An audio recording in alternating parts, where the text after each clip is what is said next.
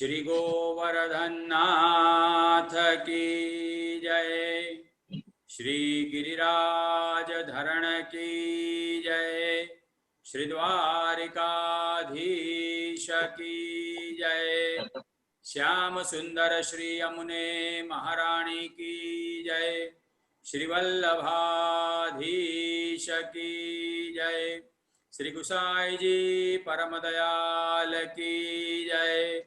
श्री राधा पुरुषोत्तम भगवान की जय। सच्चिदानंद रूपाय विश्वोत्पत्त्यादि हेतवे तापत्रय विनाशाय श्रीकृष्णाय वयं नुमः। नारायणं नमस्कृत्यं नरं चैव नरोत्तमं देवीं सरस्वतीं व्यासं ततो जयमुदीरयेत। આજે આપણે સૌ પુરુષોત્તમ માસની જે કથા છે તેના 12મા અધ્યાયની કથા આપણે શ્રવણ કરીશું। ગઈકાલ સુધી આપણે 11મા અધ્યાયની કથા શ્રવણ કરી, આગળ એકાદશીની કથા શ્રવણ કરી। ગઈકાલની કથામાં આપણે શ્રવણ કર્યું કે જે મેધાવતી નામની કન્યા હતી તેણે ભગવાન શંકર પાસે 5 વખત માગ્યું છે કે મને પતિમ દેહી પતિમ મહ્યમ પતિ પતિ મહમ વૃણે પતિમ દેહી મહાદેવ નાન્યમ મે ચિંતયંતિદમ હૃદિ। પતિ પતિ એ 5 વખત બોલી છે, માટે પરમાત્મા ભગવાન શંકરે કહ્યું કે તું 5 પતિની પત્ની થઈશ, તને 5 પુરુષો મળશે। આમ કહીને પ્રભુ અંતર્ધ્યાન થઈ ગયા છે। હવે 12મા અધ્યાયની કથા શ્રવણ કરીએ આપણે। નારદ ઉવાચ સિતિકંઠે ગતે નાથ બાલા કિમ કરોચ્છુવા તન્મે વદ વિનીતાય શુશ્રુભા ધર્મ સિદ્ધયે। નારદજીએ નારાયણને પૂછ્યું કે સદાશિવના ગયા પછી ચિંતામાં પડેલી બાળાએ શું કર્યું? ચિંતા તો થાય ને, કારણ કે જીવને માગતા જ આવડતું નથી। આજે આટલી બધી 9000 વર્ષની તપશ્ચર્યા કરી ભગવાન શંકર પ્રસન્ન થયા। આ મેધાવતીએ શું માગ્યું? મને પતિ મળે એવી કૃપા કરો, પતિ માંગ્યો છે। પતિ, પત્ની, પુત્ર, કન્યા એટલે પુત્રી, આ બધા માતા પિતા, આ બધા જ આપણને ઋણાનુબંધ રૂપે મળવાના જ છે। એના માટે તમે બાધા રાખો કે ના રાખો, તમારા ભાગ્યમાં જેની સાથે મળવાનું લખેલું હોય એ તમને મળીને જ રહે છે। જન્મ, મરણ અને પરણ એ ત્રણેય પ્રભુને શરણ છે। જે પ્રમાણે પ્રભુની ઈચ્છા હોય ને એ રીતે જન્મ થાય, એ રીતે મરણ થાય, અને જ્યાં પ્રભુની ઈચ્છા હોય એ જ જગ્યાએ આપણું લગ્ન થાય છે।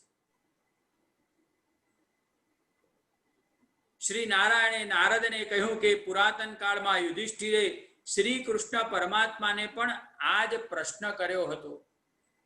ત્યારે પ્રભુએ જે ઉત્તર આપ્યો હતો તે તમે સાવધાન થઈને શ્રવણ કરો। સદાશિવના ગયા પછી તે કૃશ ઉદરવાળી બાળા એકદમ ઝાંખી પડી ગઈ। આજે જીવનમાં મોટામાં મોટું દુઃખ હોય ને, મોટામાં મોટું કષ્ટ હોય ને, તો કોઈની પાસે હાથ લંબાવો, માગવું છે। માગવું એ મરણ બરોબર છે। ગઈકાલે પણ આપણે શ્રવણ કર્યું કે તમે તપશ્ચર્યા કરો, ભગવાનની ભક્તિ કરો, પરંતુ એ નિષ્કામ ભક્તિ તમે કરો ને તો ભગવાન તમારે આધીન થાય છે, પરંતુ સકામ ભક્તિ કરો તો તમારે ભગવાનને આધીન થવું પડશે। ગોપીજનોએ, વ્રજ ભક્તોએ નિષ્કામ ભક્તિ કરી હતી એટલે કનૈયો તેમના ઋણમાં રહ્યો છે। ગોપીઓના ઋણમાં પ્રભુ રહ્યા છે કૃષ્ણ અવતારમાં, અને રામા અવતારમાં વાનરોના ઋણમાં રહ્યા છે। વાનરોએ પણ રામજીને બહુ મદદ કરી, પરંતુ કોઈ દિવસ રામજી પાસે કોઈ આશા રાખી નથી। આપણે તો એક માળા શ્રી કૃષ્ણ શરણમ મમની ઓમ નમો ભગવતે વાસુદેવાયની ફેરવીએ, ખાલી 108 વખત બોલીએ છીએ અને ભગવાન પાસે ના જાણે શું શું આપણે માગી લઈએ છીએ. જીવને પરમાત્મા પાસે શું માગવું કે શું ન માગવું એ આવડતું જ નથી. મેધાવતીએ પણ જે ભૂલ કરી હતી એ સતયુગની કથા છે. એ જ ભૂલ આજે આપણે કલિકાલમાં પણ રિપીટ કરીએ છીએ. ગુરુ પાસે શું માગવું, ભગવાન પાસે શું માગવું આપણને આવડતું જ નથી. એક બહુ સુંદર દ્રષ્ટાંત છે. અમારા વડીલો વારંવાર એને કહેતા હતા. છત્રપતિ શિવાજી મહારાજ ખૂબ બળવાન થઈ ગયા. આપણા હિન્દુ ધર્મનું રક્ષણ છત્રપતિ શિવાજી મહારાજે કર્યું. એમના એક પ્રિય શિષ્ય હતા તાનાજી. તાનાજી એ બહુ બુદ્ધિમાન હતા. છત્રપતિ શિવાજી મહારાજને શિકાર કરવાનો શોખ હતો. એક દિવસ તાનાજીને સાથે લઈને શિકાર કરવા માટે ગયા છે. ઘણે દૂર જંગલમાં નીકળી ગયા. આજે શિવાજીને બહુ તૃષા એટલે તરસ લાગી છે. તાનાજીને કહ્યું, તાનાજી કોઈ જગ્યાએ જળની વ્યવસ્થા કરો, મારો કંઠ સુકાય છે. જો થોડા સમયમાં જળ ન મળ્યું ને તો મારા પ્રાણ જતા રહેશે. તાનાજી બુદ્ધિમાન છે. એક ઝાડ ઉપર ચડ્યા છે. ઝાડ ઉપરથી જોયું ને તો દૂર એક ખેતરમાં એક મનુષ્ય ગોફણ એટલે પથ્થરથી પક્ષીઓને ઉડાડતો હતો. તાનાજીએ વિચાર્યું કે આ મનુષ્ય ત્યાં છે ને, જરૂર ત્યાં જલની વ્યવસ્થા હશે. તાનાજી ત્યાં પહોંચ્યા છે. તે પેલા ખેડૂતને કહ્યું કે મને પાણી આપ, મને જળ આપ. અમારા રાજા આવ્યા છે. રાજાને બહુ તરસ લાગી છે, એમને જળ જોઈએ છે. ખેડૂત બિચારો અભણ છે, એને ખબર નથી કોણ શિવાજી કોણ રાજા. એને ઈશારાથી કહ્યું કે પેલું માટલું છે, તમારે જોઈતું હોય તો લઈ જાઓ. તાનાજીએ માટલું પાણીનું ઉઠાવીને લઈ ગયા છે. સરસ ઝાડ નીચે મૂકેલું માટલું હતું અને કુદરતી પવનથી ઠંડુ થયેલું જળ. શિવાજી મહારાજે જળ પીધું ને, હાશ તાનાજી, મને સંતોષ થયો, આજે તમે મારો જીવ બચાવ્યો છે. તાનાજીએ કહ્યું કે રાજા, મેં તમારો જીવ નથી બચાવ્યો, પરંતુ જીવ તો તમારો પેલા ખેડૂતે બચાવ્યો કે જેણે તમારા માટે આ જળ આપ્યું છે. શિવાજી મહારાજને ખેડૂતને મળવાની ઈચ્છા થઈ છે. શિવાજી મહારાજ એ ખેડૂત પાસે ગયા છે. ખેડૂત તો પોતાનું કર્મ કરે છે, ગોફણથી પથ્થરોથી પક્ષીઓને ઉડાઈ રહ્યો છે. તાનાજીએ કહ્યું કે ભાઈ, તારા ભાગ્યનો ઉદય થયો. આજે છત્રપતિ શિવાજી મહારાજ વગર આમંત્રણે તારે આંગણે આવ્યા છે. જેવું આજના સમયમાં છે ને, એવું તે સમયમાં પણ હતું.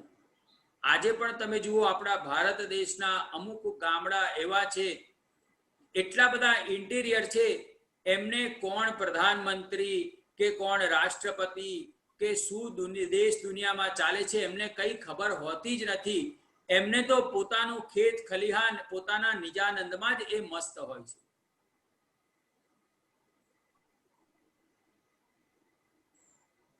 તાનાજીએ કહ્યું કે આજે તારા ભાગ્યનો ઉદય થયો છે. છત્રપતિ શિવાજીએ કહ્યું કે ભાઈ, તારે લીધે આજે મારો જીવ બચી ગયો. તે મને પાણી આપ્યું, જલ આપ્યું. તારે મારી પાસે જે કંઈ માગવું હોય ને તે તું માંગ. ખેડૂત બિચારો અભણ છે, શું માગવું શું ન માગવું એને આવડતું જ નથી. છત્રપતિ શિવાજીને કહેવા લાગ્યો, આજે શિવાજી પાસે એને અડધું રાજ્ય માગ્યું હોત ને તો શિવાજી અડધું રાજ્ય આપવા તૈયાર હતા. પણ મહારાષ્ટ્રના લોકો, મહારાષ્ટ્રના ખેડૂતો છે ને, તમાકુ બહુ ખાય. આ અભણ ખેડૂત છે. તાનાજીને કહે છે કે તારા રાજાને મને કંઈ આપવું જ છે ને તો એમ કે મારા પાસે આ તમાકુ તો છે, પણ અંદર ભેગો કરવાનો ચૂનો નથી. એ ચૂનો તારો રાજા મને આપે. આપણી પણ આવી દશા છે. અનંત કોટી બ્રહ્માંડનો નાથ 1000 હાથ વાળો છે, એની સામે જઈને આપણે ઊભા હોઈએ ને, આપણે શું માગીએ? પ્રભુ મને પુત્ર આપ. પુત્ર થઈ જાય પછી સારો ભણી ગણીને મોટો થાય પછી એનું લગ્ન થાય. આવું આપણે લૌકિક વસ્તુ જ માગ્યા કરીએ છીએ.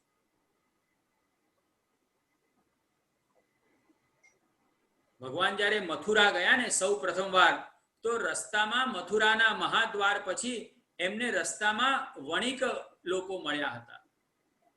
ભાગવતજીના 10મા સ્કંદમાં વર્ણન આવે છે, વ્રજ માર્ગે વણિક પથૈહિ. ધનુર્યાગનો રસ્તો આ વણિક લોકોને પૂછ્યો છે. એ પહેલા ભગવાને કુબ્જાને સરળ કરી હતી, ધોબીને માર્યો હતો. આ વણિક એ બુદ્ધિશાળી વ્યક્તિઓ હતા. ભગવાનનું સ્વાગત કર્યું, નમસ્તે નમસ્તે. ભગવાન બોલ્યા, હમ સબ સમજતે. સ્વાગત કર્યું એટલે કંઈક તો આપવું પડે ને. ભગવાને કહ્યું કે તમે સ્વાગત કર્યું છે, હું તમારી આગતા સ્વાગતાથી પ્રસન્ન થયો છે. મને ધનુર્માર્ગનો યાગ જ્યાં થાય છે ને એનો માર્ગ મને બતાવો. ધનુર્યાગ થાય છે એનો માર્ગ મને બતાવો. એમણે કહ્યું કે અહીંયાથી ડાબે જાઓ, જમણે જાઓ, એટલે જ્યાં ધનુર્યાગ થાય છે ને એ જગ્યા આવી જશે. ભગવાને કહ્યું, તમારો ખૂબ ખૂબ આભાર, પણ હવે તમને શું જોઈએ છે? તમે મારી પાસે કંઈક માગો. આ વણિક લોકો હતા. ભગવાન પાસે માગ્યું કે અમારે ત્યાં લક્ષ્મીજી અખંડ રહે ને એવી કૃપા કરો. ભગવાન મનમાં હસે છે, તમને જ્ઞાન, વૈરાગ્ય, ભક્તિ કશું જોઈતું નથી? ના પ્રભુ, અમારે કોઈ જરૂર નથી. અમારે ત્યાં લક્ષ્મી અખંડ રહે ને એવી તમે કૃપા કરો. અરે લક્ષ્મી એ તો નારાયણ પાસે જ અખંડ રહે છે. લક્ષ્મીના પતિ તો કેવલ નારાયણ થાય. પરમાત્મા પાસે, સદગુરુ પાસે શું માગવું, શું ન માગવું ને એ આપણને આવડતું જ નથી. એવી જ રીતે આ મેધાવતી કન્યાએ ભૂલથી માગી લીધું છે, અને એને માગવાને લીધે ધીરે ધીરે સદાશિવના ગયા પછી એ ધીરે ધીરે ઝાંખી પડવા લાગી છે. કાળે એને પોતાનામાં કાળમાં સપડાવી લીધી છે. ભયંકર કાળ આવ્યો છે, એનો અંતિમ સમય આવી ગયો છે. વર્ષા ઋતુમાં મેઘથી ઘેરાયેલા આકાશમાં જેમ વીજળી અદ્રશ્ય થાય ને, તેમ તપશ્ચર્યા વડે પાપ રહિત થયેલી તે તપસ્વીની પોતાના આશ્રમમાં નહીં જેવી અદ્રશ્ય થઈ ગઈ. એણે દેહ છોડી દીધો છે.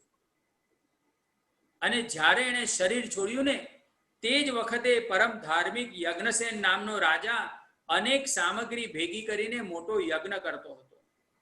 અને તે યજ્ઞ કુંડમાંથી સુવર્ણ સરખી દૈદીપ્યમાન કાંતિવાળી કુમારિકા ઉત્પન્ન થઈ, જે પાછળથી દ્રુપદ રાજાની પુત્રી દ્રૌપદી તરીકે પ્રસિદ્ધ થઈ છે.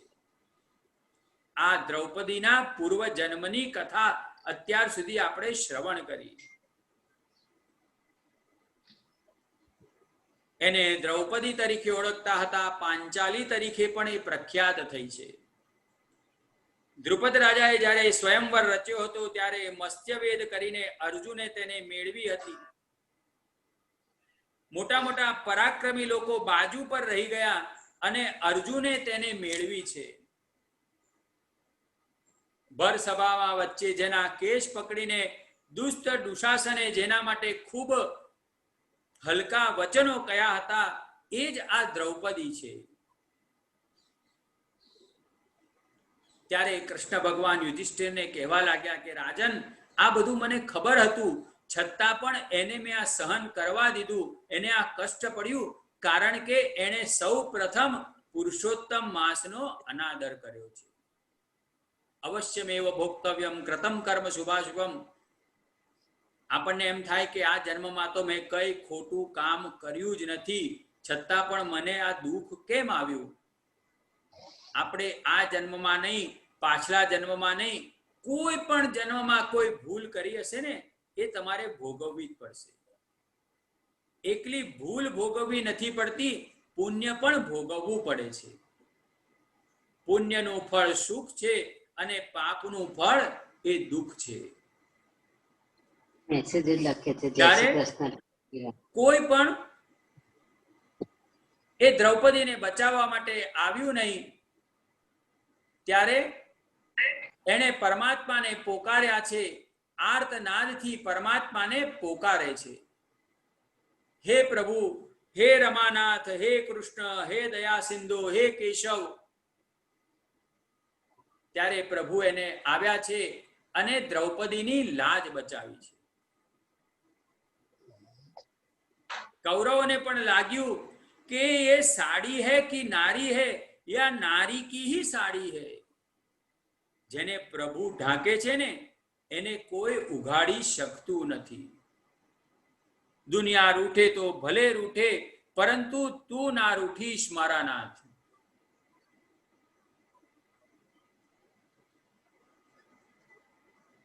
ત્યારે પ્રભુએ કહ્યું છે કે એણે આર્તનાદથી મારી સ્તુતિ કરી હતી ને, માટે મેં એ ગરુડ ઉપર આવીને એના અનેક ચીર મેં પૂર્યા છે.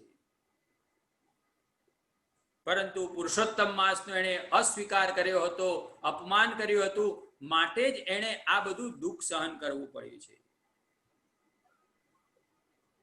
માટે હે રાજા, તમે પણ આવતા પુરુષોત્તમ માસનું વ્રત કરજો, યુધિષ્ઠિરને કહે છે. અને જ્યારે તમારા 14 વર્ષ પૂરા થશે ત્યારે તમને તમારું બધું જ રાજ્ય પ્રાપ્ત થશે. અને હે પાંડુપુત્ર, હું પણ પ્રતિજ્ઞા કરું છું કે જે લોકોએ દ્રૌપદીના કેશને સ્પર્શ કર્યો છે એઓની સ્ત્રીઓના કેશ વગરની હું કરી નાખીશ. એટલે એમના પતિનો હું સંહાર કરીશ. પૂર્વ જન્મમાં જે વિધવા સ્ત્રી હોય ને એના કેશ કઢાવી નાખવામાં આવતા હતા પૂર્વકાળમાં. હે રાજા, મને સમુદ્રની પુત્રી લક્ષ્મી, મારા ભાઈ બલરામ, માતા દેવકી, મારો પુત્ર પ્રદ્યુમન કે સાત્વિકી પણ પ્રિય નથી. ફક્ત મને મારા ભક્તો જ પ્રિય લાગે છે. प्रभु अपने आप ही तो अपने निज जनों को भक्तियोग प्रदान करते हैं और अपने आप ही उनके हृदय में सद्गुणों के रूप में बैठकर पुण्याचरण कराते हैं और अपने आप ही परीक्षा लेते हैं. भगवान ज પોતાની મહિમા વધારવા માટે નહીં, પણ પોતાના ભક્તોની મહિમા વધારવા માટે એમની અંદર એટલા બધા સદગુણ મૂકી દે છે અને એ સદગુણ એ સહન કરી શકે છે કે નહીં, માટે પોતે જ પરીક્ષા લે છે. કેવી રીતે? અત્યારે એ તો જમાનો જતો રહ્યો, પરંતુ પહેલા જ્યારે આપણા ઘરોમાં લગ્ન પ્રસંગ આવતા હતા અથવા કોઈ શુભ પ્રસંગ આવે ને ત્યારે મોટા મોટા માડવા બાંધવામાં આવતા હતા, મંડપ બાંધવા આવતા હતા. એ મંડપમાં બાંધવા માટે વાંસનો મોટો લાકડું રોપવા માટે ખાડો ખોદવામાં આવતું હતું અને એ ખાડામાં વાંસનું લાકડું રોપવામાં આવે, એને બરોબર માટીથી દબાઈ દેવામાં આવે, પછી જે વ્યક્તિએ એ વાંસ રોપ્યો છે ને એને આમ હલાવે. એટલે એટલા માટે હલાવતો હતો, બહાર કાઢવા માટે હલાવતો ન હતો, પરંતુ એ બરોબર જમીનમાં ફિટ થયો છે કે નહીં એ જોવા માટે હલાવતો હતો. એ જ રીતે જેણે સદગુણ આપ્યા, જેણે ભક્તિ આપી, એ જ પરમાત્મા એ ભક્તની પરીક્ષા કરે છે. પરંતુ એ ભક્તનો જો વિશ્વાસ દ્રઢ હોય ને તો એ પરીક્ષામાં પાસ થઈ જાય છે. जिसके रक्षक राम है उसको सभी करे प्रणाम. જેના રક્ષક રામ છે ને બધા એને પ્રણામ કરે છે. આજે તમે જુઓ આ કલિકાલમાં રામજીના મંદિર કરતા હનુમાનજી મહારાજના મંદિર વધારે છે. રામજી કરતા હનુમાનજીની સેવા પૂજા જલ્દી ફળ આપે છે. સુરદાસજીએ પણ બહુ સુંદર કહ્યું છે. સુરદાસજી અંધ હતા વ્રજમાં, એક વખત એક ખાડામાં પડી ગયા ભૂલથી. મનમાં તો કૃષ્ણ કૃષ્ણ શ્રી કૃષ્ણ શરણમ મમ, ભગવાનનું નામસ્મરણ જ ચાલે. હવે આ મને ખાડામાંથી કોણ બહાર કાઢશે? એક નાનો 8-10 વર્ષનો ગોપ બાળક આવ્યો છે. સુરદાસનો હાથ પકડીને ધીરે રહીને કહ્યું, બાબા તમે મારો હાથ પકડી લો, હું તમને ખાડામાંથી બહાર કાઢું છું. સુરદાસજી એ એમની અંદરની આંખ ખુલ્લી હતી, બહારની આંખ બંધ હતી. અંદરની જે દિવ્ય ચક્ષુ છે ને એનાથી તો એ જાગ્રત હતા, બહારની ચર્મ ચક્ષુથી એ અંધ હતા. જ્યાં પ્રભુનો હાથ પકડ્યો સુરદાસજી ઓળખી ગયા કે આ તો મારો કનૈયો જ છે. સુરદાસજી ખાડામાંથી બહાર આવ્યા પછી પૂછે છે કે ભાઈ તમે કોણ છો બેટા, તું કોણ છે? બાબા હું તો વ્રજનો એક ગોવાળનો બાળક છું, અહીંયા ગાયો ચરાવવા આવ્યો હતો અને આપને ખાડામાં પડેલા જોયા ને એટલે હું આપને ખાડામાંથી બહાર કાઢવા આવ્યો છું. હાથ છોડીને ભગવાન જતા રહ્યા છે. સુરદાસજી બહુ સુંદર બોલ્યા છે, હાથ છુડાવત જાવત હો નિર્બલ જાન કે મોહી, હૃદય જબ હૃદય સે જાવો તબ સબલ જાનું તોહી. તમે મારો હાથ છોડીને તો જતા રહ્યા, પણ મારા હૃદયમાંથી જાઓ ને ત્યારે હું તમને બળવાન કહું છું. આ ભક્ત અને ભગવાનની વાતો છે.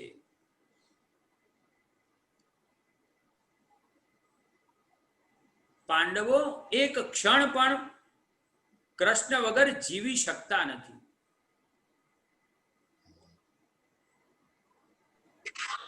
ત્યારે પાંડવોને રાજ્ય મળી ગયું, કૌરવોનો નાશ થયો, પ્રભુ દ્વારકા જવા તૈયાર થવા જે લાગ્યા ને ત્યારે પાંડવો કહેવા લાગ્યા કે જેવી રીતે જલમાં વસતા જીવોનું જીવન જલ છે તેવી જ રીતે અમારું જીવન આપ છો. આપ ભલે દ્વારકા જાઓ પણ પાછા એક સ્વરૂપે તો અહીંયા બિરાજો. આપ તો અનેક રૂપ રૂપાય વિષ્ણવે પ્રભ વિષ્ણવે અનેક રૂપ ધારણ કરી શકો છો. આપણે મહાપ્રભુજીએ પણ ખૂબ સુંદર કહ્યું છે કે ગમે તે રીતે ગમે તે અવસ્થામાં પ્રભુને તમે ભજો. ચતુશ્લોકીમાં બોલ્યા છે, સદા સર્વદા ભાવેન ભજનીયો વ્રજાધિપ સ્વયસ્યાયમેવ ધર્મો હિ નાન્યમ ક્વાપી કદાચન. એવં સદા સ્મ કર્તવ્યમ સ્વયમેવ કરિષ્યતિ પ્રભુ સર્વ સમર્થો હિ તતો નિશ્ચિતતામ ભવેત.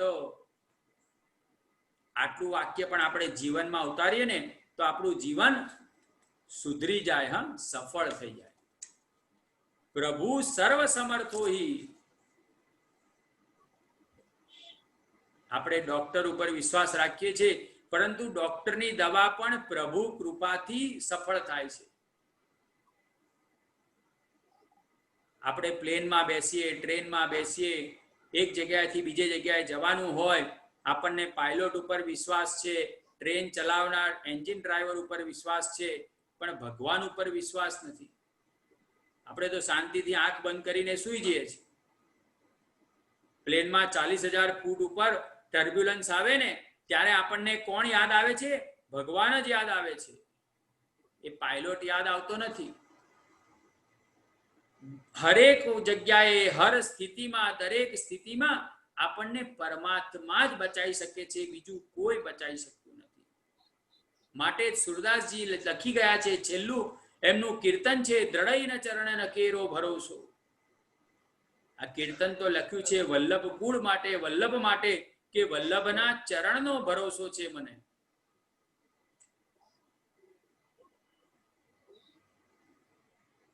કુંતાજીએ પણ કહ્યું કે પ્રભુ તમે જશો નહીં. કુંતાજીએ કહ્યું તમારે જવું હોય તો જાઓ, પરંતુ મને વરદાન આપો કે મારી ઉપર દુઃખના પહાડ તૂટી જાય. કુંતાજીએ જેવું માંગ્યું છે ને એવું બીજા કોઈએ માંગ્યું જ નથી. સુખ કે માથે શીલ પડો હરી હૃદય સે બલિહારી એ દુઃખ કી પલ પલ નામ જપાય સિયાવર રામચંદ્ર કી જય. જ્યારે સુખ આવે છે ને ત્યારે આપણે ભગવાનને ભૂલી જઈએ છીએ અને દુઃખ આવે છે ને ત્યારે આપણને ભગવાન યાદ આવે છે. કબીરદાસજી પણ બહુ સુંદર બોલ્યા, दुख में सुमिरन सब करे, सुख में सुमिरन करे न कोई। सुख में सुमिरन करे तो दुख काहे को होय। સુખમાં પણ પ્રભુનું નામ લેવાનું અને દુઃખમાં પણ પ્રભુનું નામ લેવાનું. આપણા ગુજરાતીમાં પણ કહેવત છે, સુખે સાંભળે સોની, દુઃખે સાંભળે રામ.